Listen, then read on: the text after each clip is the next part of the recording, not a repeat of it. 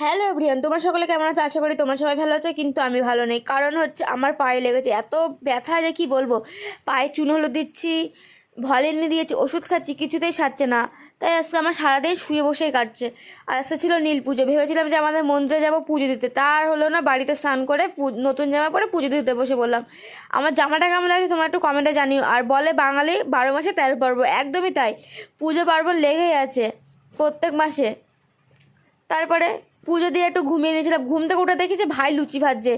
ভাই লুচি ভাজা থেকে ফুলকো ফুলকো 4টা লুচি নিয়ে খেতে বসে বললাম। লুচিগুলো খুব ফুলকো ফুলকো ছিল, তার সাথে ছিল ডাল চচ্চড়ি একটা।